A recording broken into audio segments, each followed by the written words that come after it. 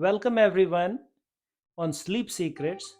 We are going to discuss how to change temperature to sleep like a baby, how to stay awake while driving in your car, adenosine and how coffee are related, and how to make sure our coffee doesn't interfere with our sleep.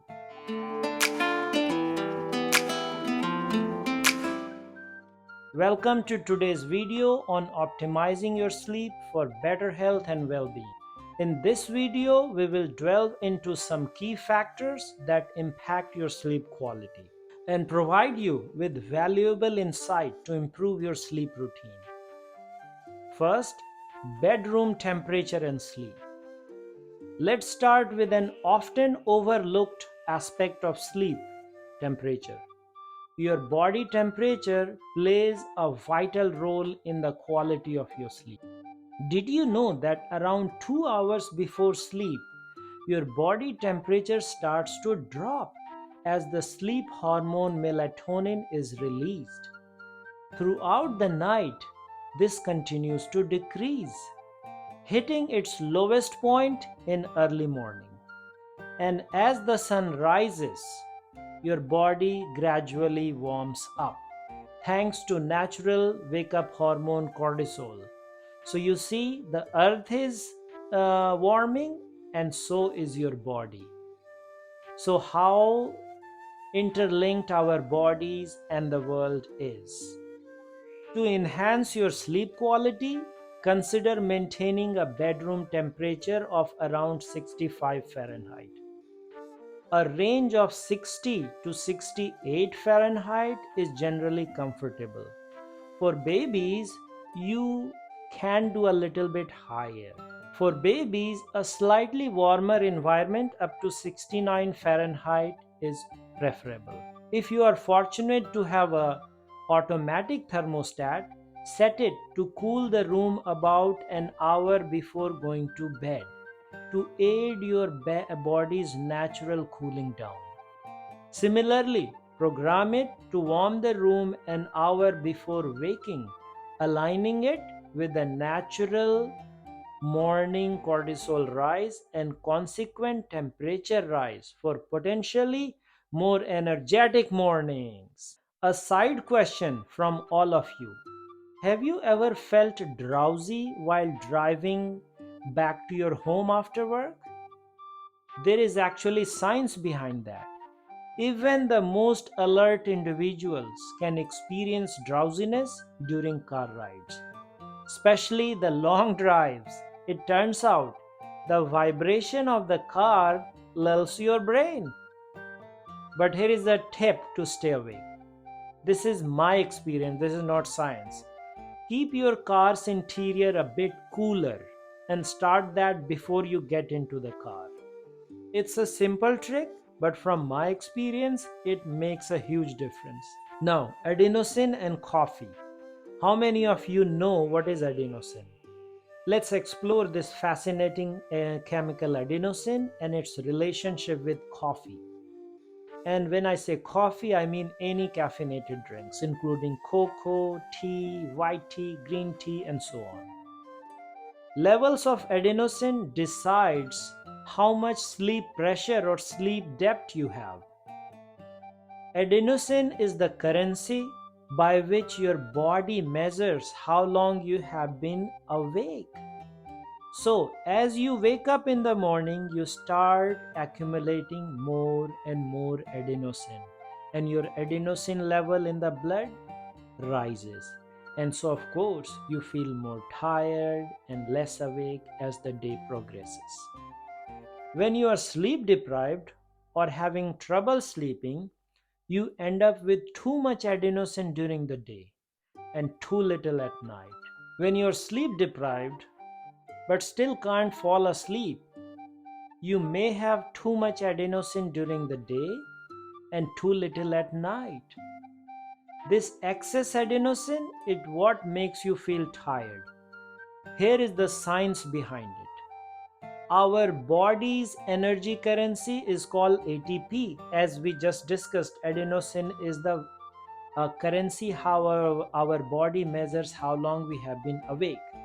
Our energy currency is ATP. The full name of ATP is adenosine triphosphate.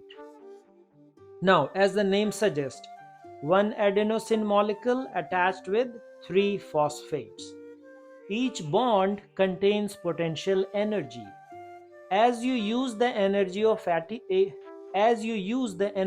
ATPs by releasing phosphate away from ATP. Once you break one phosphate, now you have adenosine with only two phosphates.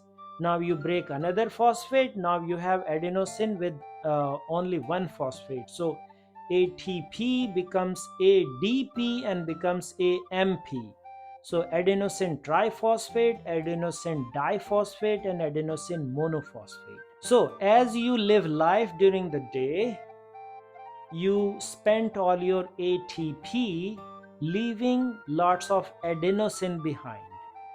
So you wake up with a lot of ATP, and at the end of the day, you have a lot of adenosine and broken down separate phosphates. Adenosine then becomes a signal to your brain that it's time to sleep. Now, when you enjoy that double dark roast coffee from Starbucks, it's packed with double amount of caffeine. This caffeine blocks adenosine from attaching or docking into the receptors in your brain, giving you a quick boost of energy and alertness. It might sound fantastic, but here's the catch. Caffeine can stay in your system for quite a while. Let's say you had a coffee in the morning. Even when you are going to bed after 10 to 12 hours, you still have about 1/4 of caffeine circulating in your blood. So if you consume it too late in the day, forget it. You have too much caffeine circulating in your blood, disrupting your sleep, making you feel even more tired the next day because you did not have a good sleep last night. This might lead to a cycle of drinking more coffee to stay awake next day. Caffeine isn't the only culprit though. Substances like theophylline, theobromine, found in tea and cocoa, chocolate, as we mentioned before, can have similar effects. That's why it's a good idea to avoid chocolate, tea in the afternoon and the evening, and of course, night. As we pointed above, during sleep, your body works to recycle adenosine and all the broken down phosphates and regenerate ATP for daytime activities. So you wake up with a fully charged battery of ATPs. This leads to a decrease in adenosine levels because they are all used up for making ATP, making you feel awake and energetic when you wake up after a good night's sleep. All the adenosine receptors are unoccupied. You are feeling fresh and alert. If you are having trouble sleeping, instead of turning to a sleeping pill, consider hitting the gym earlier in the day so you use up all your ATP and you increase your adenosine. Exercise, especially high intensity workout, can break down ATP into adenosine, increasing adenosine level in your brain, helping you sleep better. It's best to exercise in the first half of the day though, at least 4 to 6 hours before bedtime. You don't want to exercise too close to your bedtime. So, if you are not getting the sleep you need, try reducing your coffee intake, especially in the hours leading up to bedtime, or aim for a minimum of 10 hours before your last cup of coffee and bedtime. And don't gulp down coffee right after waking up either. Give your body some time in the morning. Additionally, exposure to sunlight during the day increases the number of adenosine receptors in your brain, as we discussed in our last video, making it easier for adenosine to do its job, as adenosine has more receptors to dock in and help you have a deeper sleep. And yes, adenosine mainly helps you have better slow wave or dream free part of sleep, which is crucial for physical healing of the body. As we discussed before, our REM sleep or the dream part of sleep mainly affects our emotional healing. So, there are substances which mainly affects your REMs or dream part of sleep like alcohol, marijuana, etc. So while alcohol might help you fall asleep initially, it can lead to a sharp drop in adenosine level a few hours later, disrupting your sleep and making it difficult to get back to sleep. Am I repeating myself? I may be repeating myself, but I'm doing that deliberately. Alcohol can interfere with your REM sleep, which is essential for emotional healing. And most people who drink alcohol, they have some emotional issues anyway, which they are trying to cover up with alcohol. I'm not saying everybody drinks has an emotional problem. I know a lot of people drink because they enjoy company or they enjoy the taste. I get that. That's why depressed people are observed to have longer REM or dream phase of sleep. Probably the body is trying to spend more time in REM part of sleep so it can heal its emotional wounds. But unfortunately, a lot of antidepressant medication can interfere with the REM sleep, the very thing which helps you heal your depression. But please don't stop taking your antidepressant until you have talked to your doctor.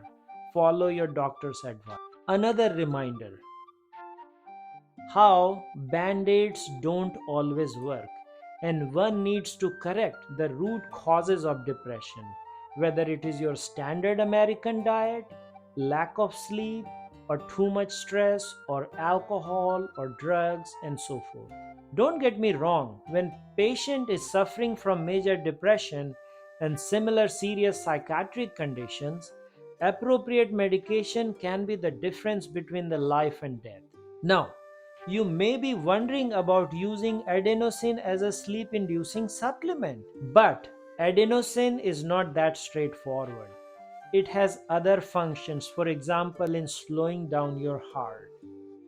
Too quick, too much accumulation can block the electrical signal from going from the top part of your heart to the bottom part of your heart, leading into dangerously low heart rate called bradycardia. For this very effect, we physicians use adenosine in emergency situation when your heartbeat is too fast due to SVT, supraventricular tachycardia, where the heart is beating so fast we have to put adenosine to block it. So, we have explored the impact of temperature on sleep, the science behind car drowsiness, the role of adenosine and caffeine, and their effects on sleep cycle. Implementing these insights can greatly enhance your sleep quality and safety on your road and drive. In the next video, we'll provide you with the condensed list of most practical tips for better sleep. Stay tuned. Join our Happy Health Warriors, a family of thousands of people who have turned around their health. Click the link in the description to book a consultation. My specialties are reversing age by up to 14 years, women's hormones, dementia reversal, and holistic weight loss. Also, pre-book our hypertension reversal course now to secure the lowest price before the price doubles after release. I will not only help you achieve hypertension free health, but also guide you every step of the way. Stay blessed. Namaste. Adios. Zaizan. Khuda Hafiz. Alvida.